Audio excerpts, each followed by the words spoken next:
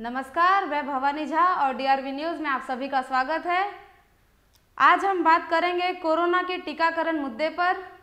लगभग साल भर हो चुका है कोरोना ने भारत में प्रवेश किया है और कोरोना पर टीका जो है साल 2020 के अंत में ही कोरोना का जो है इलाज आ गया था और भारत ने कोरोना पे जो है सीरम इंस्टीट्यूट द्वारा एक कोवैक्सीन और कोविशील्ड जो टीका है वो खोज ली थी और उसकी शुरुआत पहले ही चरण में 16 जनवरी को जो है भारत में शुरुआत हो गई थी।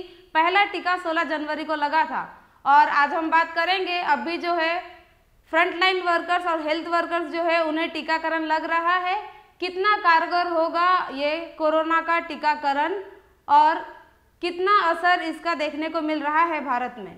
हमारे साथ जुड़े हैं ज्येष्ठ पत्रकार अनुराग त्रिपाठी जी। नमस्ते सर जी। अनुराग त्रिपाठी जी, हम जानना चाहते हैं कोरोना का जो वैक्सीन भारत ने खोज निकाला है ये कितना कारगर होगा?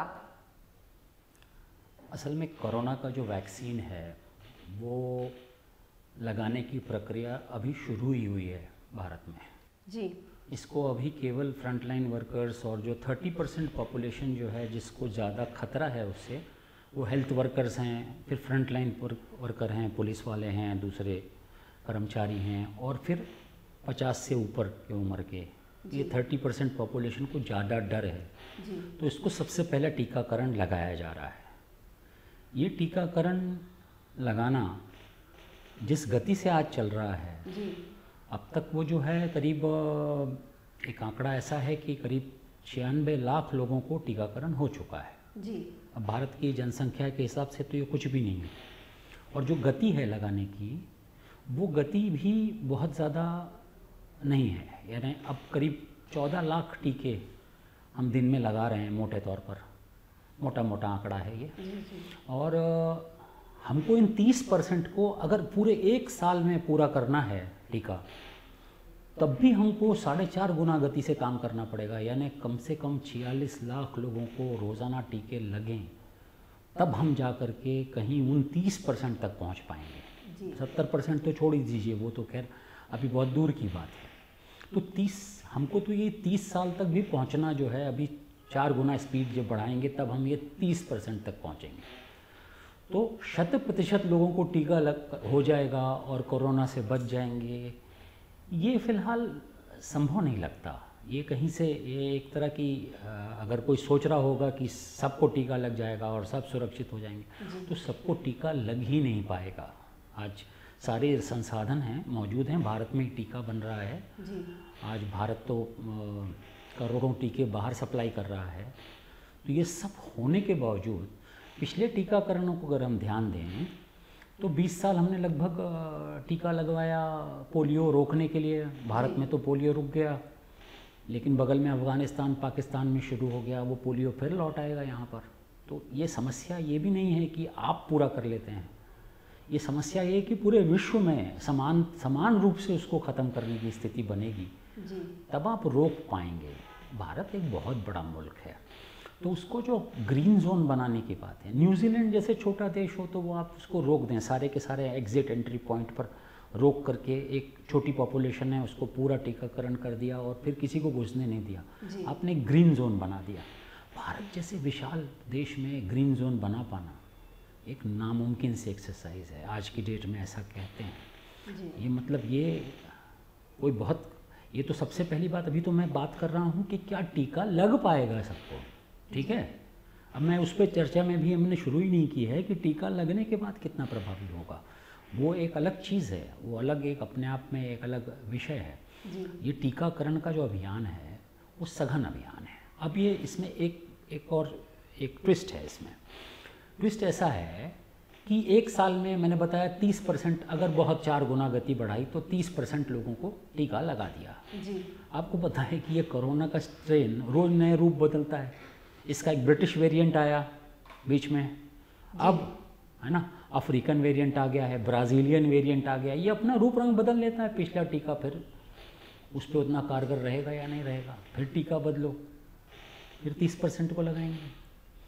तो ये एक तरह का एक डाइसी खेल है।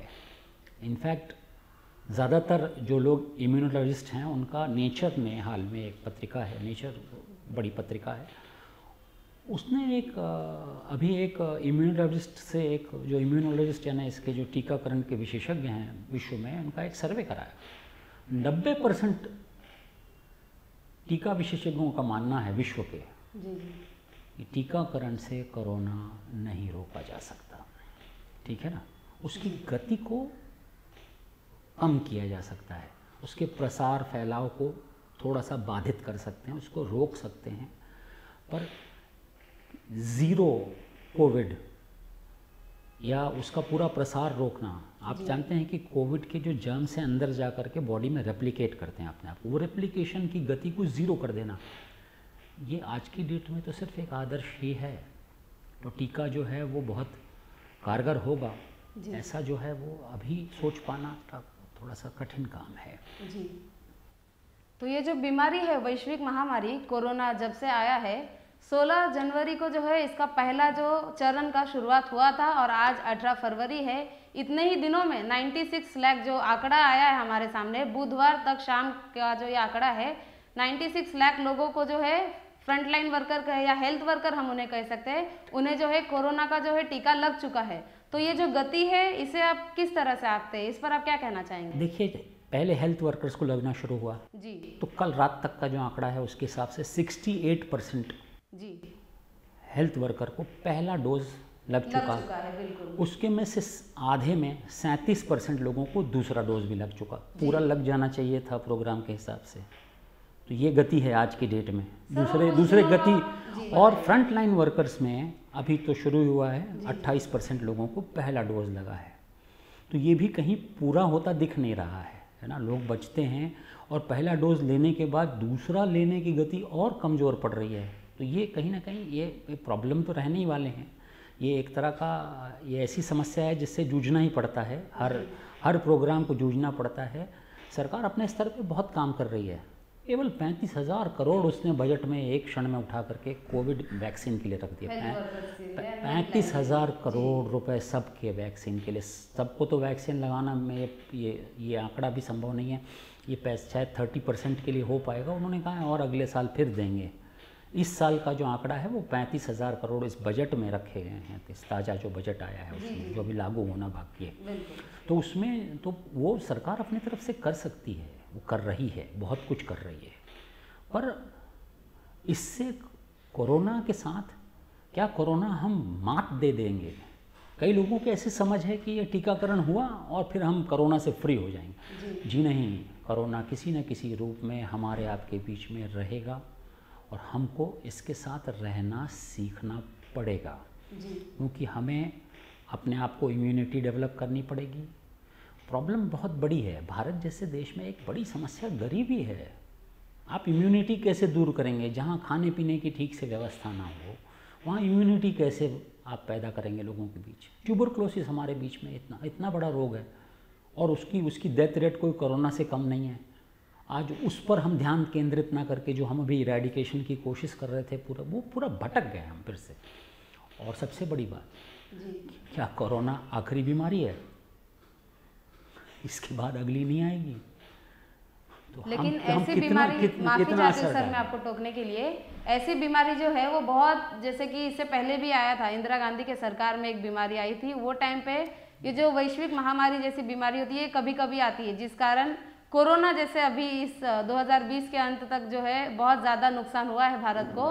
2020 में कोरोना ने जो है भारत में प्रवेश ले लिया था और जिससे बहुत माल जाल की जो नुकसान हुई है। तो क्या मैं जान सकती हूँ आपसे कि ये जो, जैसे कि आपने बताया कि कोरोना हमारे बीच रहेगा, वो ज़ीरो नहीं हो सकता, तो आप मुझे ये बताना चाहेंगे कि कब तक ये जो आंकड़ा है वो कम होने की आशंका है? क्योंकि हम देख रहे हैं अभी कुछ दिनों पहले जो है वापस से कोरोना का जो संख्या है वो बढ़ती जा रही है, कोरोना के जो मरीज है वो बढ़ते जा रहे हैं। तो कब तक ये जो है आंकड़ा आना कम हो जाएगा? देखिए, मैंने आपको बताया ना कि ये एक रोग है जो प्रसारित होता है एक से दूसरे की तरफ। ये विश्व के किसी कोने में भी बचेगा तो फिर लौट के आएगा।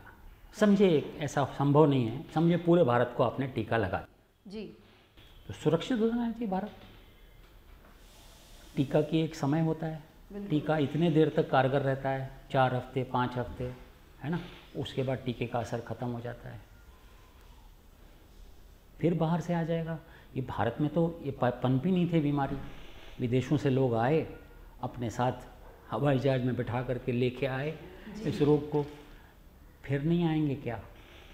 ये फिर आते रहेंगे। तो ये रोग एंडेमिक हो जा रहा है, इसको एंडेमिक कहते हैं। ये जो है पेंडेमिक था, मतलब ये फैला था प्रसार। एंडेमिक यानी जिसका एंड नहीं होता, जो बना रहता है। तो कोरोना तो बना रहने वाला है, कोरोना जा नहीं रहा, ठीक है ना। हम ही को उसके साथ एडजस्ट करके, है ना, टीका लगाने से हमको एक लिमिटेड पीरियड के लिए सही एक तरह का सुरक्षा मिलती है। तो वो सुरक्षा ज़रूरी है। और जो ख़ास तौर पर जिन खतरनाक वर्ग है, जिनमें मृत्यु का कारण बन रहा है कोरोना, जिस वर्ग में ख़ास तौर पे उम्र दराज लोगों के बीच में, या जो लोग हेल्थ वर्कर्स में हमने देखा, पुलिस वालों के बीच देखा, ये इस वर्ग को टीकाकरण कर लेना बहुत ज़रूरी है कि इसको वो इम्यूनिटी हमको देना पड़ेगा, टीके की इम्यूनिटी। एक तो शरीर के अंदर की इम्यूनिटी जो सबसे बड़ी ताकत है जो कोरोना से लड़ती है, आपकी इम्यूनिटी है। उसके बाद दूसरे नंबर की ताकत जो है वो टीके की ताकत है। तो टीके की हमको ताकत तो इनको देनी पड़ेगी। इस वर्ग को जब हम टीके की ताकत देंगे तो ये कुछ समय तक सही लड़ पाएगा। तो मूल समस्या से हम अभी उभरे नहीं हैं। सारे राज्य, भारत के हर राज्य में एकदम से कोरोना की गति कम हुई है ना। ये एक आंकड़ा है जो भारत सरकार ने दिया है। तो ये तो सही है, पर रुका नहीं है, रेट कम हुआ है, प्रसार का रेट कम हुआ है, पिछले बार से घटे हैं, एक्टिव केसेस कम हो गए हैं सब जगह, और फैलाव की संख्या भी जिस तरह की आ रही थी उससे बहुत नीचे आ गई है ना। 5000 से भी कम केसेस बीच बीच में आ रहे हैं, ऐसा सुनने में आ रहा है। गति थमी है लेकिन ये ख़त्म नहीं हो रही है। मैं इतना ही कह रहा हूँ कि सुरक्षा, ये टीका नहीं लेना ये नहीं है, टीका लेना बहुत ज़रूरी है, क्योंकि वही एक उपाय बचता है आपके इम्यूनिटी के बाद। तो आपके पास कोई दूसरा उपाय नहीं है टीका लगाने के अलावा। टीका लगाना ही चाहिए, लेकिन टीका लगा करके, हम टीका लगवा करके उसके बाद पैर ऊपर रख के बैठ जाएं कि हमारा अब कुछ नहीं बिगड़ सकता, तो ये भ्रम है। इस भ्रम को दूर करना पड़ेगा। कोविड जो है, कोविड-19 के जो वेरिएंट नज़र आ रहे हैं, कोविड एक ख़ास तरह से अपना पूरा स्ट्रक्चर बदल लेता है डीएनए का। अब ये टीका जो बना है उसके पर्टिकुलर स्ट्रक्चर में कुछ चीज़ों को वो बंद कर देता है और उसको रोक देता है, और वो उसी में ख़त्म हो जाता है आपस में। ये समझ में आता है हमारे। पर अगर वो उसने अपना रूप रंग ही बदल दिया, उसके डीएनए का स्ट्रक्चर ही जैसे बदल लेता है, अपने आप को चेंज कर लेता है, उस चेंज को, उस वेरिएंट को के लिए फिर क्या ये टीका कारगर होगा क्या? है ना। अभी तक ये प्रूव नहीं हुआ। जैसे ब्रिटिश वेरिएंट बहुत पहले आ गया था, काफ़ी समय अब हो गया बीच में, लेकिन हमारा ये टीका जो है उस पर कितना कारगर होगा? अभी इंडिया ने साउथ अफ्रीका को भेजे थे डोज, और साउथ अफ्रीका ने लौटा दिए कि ये हमारे काम के नहीं है, इससे ये रुक नहीं रहा। ये रेट 41% से कम है, मतलब कारगर नहीं है हमारे यहाँ, ठीक है। अब साउथ अफ्रीका में जिस तरह का वो फैलाव है वो कितना कारगर है, हिंदुस्तान को कितना कारगर है। तो हम टीके बनते रहेंगे, बनाते रहेंगे, और टीकों का रंग रूप आकार भी बदलता रहेगा। ये एक लगातार चलने वाली प्रक्रिया है। हमको ये लगातार ये बदलाव से हमको जूझना पड़ेगा, और इसको एक बहुत बड़ा ये वैक्सीनेशन का जो कार्यक्रम है ये छोटा मोटा प्रोग्राम नहीं है। भारत जैसे मुल्क में तो ये बहुत बड़ा विशाल पैमाने पे प्रोग्राम चलाएंगे हम, तब हम इसको कहीं जा कर के इसका एक बहुत मामूली हिस्सा पूरा कर पाएंगे। हम आज की डेट में ये आज छाती खोल के ये कोई नहीं बोल सकता कि हम अगले 1 साल में 50% लोगों को टीका लगा देंगे। 50% छोड़िए, ये 30% जो वर्ग है, मैंने बताया ना, आज की गति में तो आप उन तक भी नहीं पहुंच रहे हैं 1 साल के अंदर। और साल भर के अंदर आप जब तक उन तक नहीं पहुंच रहे हैं, बाकी तक आप समझिए यही टीका अगर पहुंचाते रहे और लगा भी लिया आपने, तो इसकी इम्यूनिटी ख़त्म हो जाएगी। एक तो टीके की इम्यूनिटी ख़त्म हो जाएगी, उसका समय पूरा हो जाता है शरीर के अंदर, फिर वो कारगर नहीं रहता। उसके बाद फिर दूसरा वो जो मैंने जैसे आपको बताया, वो अपना कोरोना, अपना नया कोविड-19 अपना के वायरस अपना रूप रंग बदल के नए आकार में आप पे हमला करते हैं, शरीर के अंदर वो बदल लेते हैं अपने आप को। जी। तो वो बदलाव जो है, वो जो वेरिएंट है, उससे निपट पाना, ये सारी समस्याएं अभी जो है हम केवल टिप ऑफ आइसबर्ग पे खड़े हैं। जी। हमारे पास जो उपाय हैं वो लिमिटेड हैं। हम पूरी ताकत के साथ वो उपाय कर रहे हैं।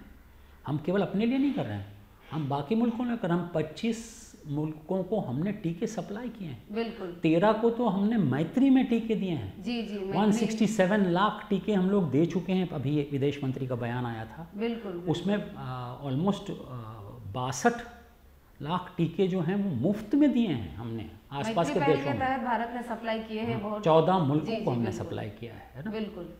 वो कई बहुत गरीब और छोटे मुल्क हैं हमारे आसपास के, हमने लगभग सभी अपने पड़ोसियों को टीका, पाकिस्तान को छोड़ दें तो अभी तक हर मुल्क को, छोटे मोटे हर मुल्क को हमने टीका सप्लाई, अपने पड़ोसियों से लेकर जितने भी जिन्होंने मांगा था, जैसे उन मतलब मदद मांगी थी भारत से, उन्हें जो है कोरोना पे जो है वैक्सीन की सप्लाई की गई है।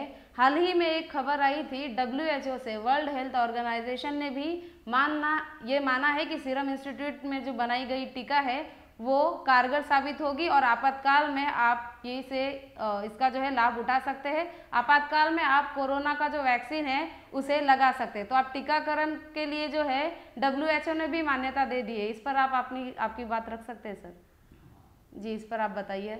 WHO ने तो लगभग सब टीकों को मान्यता दी है और एक स्थिति ये बनी है कि ये टीका जब बनता है तो उसमें एक लंबा प्रोसीजर उसके टेस्टिंग का होता है जी। इतना बड़ा संकट खड़ा था, हम साल 2 साल उसकी टेस्टिंग नहीं कर सकते थे, तो बहुत सारे अनटेस्टेड टीके हैं और उसका रूप बाकायदे बदल रहा है। और आप देखेंगे कि अनटेस्टेड टीके भी लग रहे हैं। चाइना ने तो और रशिया ने तो लगभग बिना टेस्ट कराए अपने पॉपुलेशन को देने शुरू कर दिए थे। वहाँ ये संभव था, भारत में ये संभव नहीं था, है ना। लेकिन फिर भी अभी जिस तरह के टेस्ट, जिस तरह का अभी हमको फीडबैक आना है, अभी तो टीके लगने शुरू हुए हैं जी। ये कितने कारगर होते हैं, जिनको टीके लगे हैं उनको फिर होता है कि नहीं, इसका भी डाटा कलेक्शन बाकी है। तो अभी एक लिमिटेड हमने लोगों को टीके लगा करके एक लैब में टेस्ट किए हैं, व्यापक जनसंख्या को हमने अब लगाने शुरू किए हैं। वो टीके का असर क्या होगा ये तो अभी टेस्ट होना बाकी है। इस टीके का, हमारे टीके का, चाइना के टीके का, ये जो टीकों का टेस्ट है ये अभी टेस्ट होना बाकी है। अभी तो मैंने कहा ये शुरुआत है। अब ये टीका कितना कारगर होगा, कितना लोगों पे असर डालेगा, बाकायदे कारगर है या नहीं, क्या साउथ अफ्रीका ने जो शंकाएं उठाई हैं वो ठीक हैं कि नहीं, ये सब बहुत सारे सवाल अभी उनका उत्तर आने बाकी हैं। अभी तो टीके के मामले में हमने बस शुरुआत ही की है। जी। तो ये जो कोरोना का टीकाकरण है सर, मैं आपसे आखिरी सवाल पूछना चाहूँगी, कितना कारगर होगा आगे जाकर भविष्य में भारत के लिए ये कोरोना टीकाकरण का अभियान? देखिए, भारत में टीकाकरण पूरा विश्व भारत की तरफ देखना शुरू हुआ जी। ये कितनी बड़ी उपलब्धि थी अपने आप में। 92 देशों ने भारत से टीका मांगा है, मतलब लगभग हर देश भारत की तरफ उम्मीद किसे देख रहा है। तो ये जो चीज़ है ये अपने आप में बहुत बड़ी बात है। ठीक है, भारत के लिए, भारत के वैज्ञानिकों के लिए बहुत बड़ी उपलब्धि है। और ये टीकाकरण सफल हो, विश्व भर में सफल हो और काफ़ी हद तक हम इसको कंट्रोल कर सकें, नियंत्रित कर सकें, यही हमको मनाना चाहिए ईश्वर से। जी। तो बिल्कुल हमारे साथ जुड़े थे वरिष्ठ पत्रकार अनुराग त्रिपाठी, जिन्होंने अपनी बात रखी कोरोना टीकाकरण अभियान को लेकर कि आगे जाकर भविष्य में भारत के लिए ये टीकाकरण अभियान कितना कारगर साबित हो सकता है और आगे जाकर भारत ने जो अपना इमेज बनाया है सभी विश्व भर में, सभी देशों से जो है मदद मांगी, भारत के तरफ मदद की नज़रों से जो है देख रहे थे और सभी को मदद भी की गई है। आगे जाकर कोरोना टीकाकरण अभियान कितने आगे जाता है और कितनी बुलंदियां जो है, आसमान जो है छूता है, उस पर रहेगी हमारी नज़र। हमारे चैनल पे ऐसे ही आगे इसके रिगार्डिंग अपडेट हम आपको देते रहेंगे। तब तक के लिए धन्यवाद और आप देखते रहिए DRV न्यूज़ चैनल। और जाने से पहले मैं आपको बताना चाहूँगी, हमारे चैनल को लाइक, शेयर एंड सब्सक्राइब करना बिल्कुल भी ना भूलें, ताकि आपको जो लेटेस्ट अपडेट जो है तुरंत आपको हमारे चैनल के माध्यम से मिलते रहे।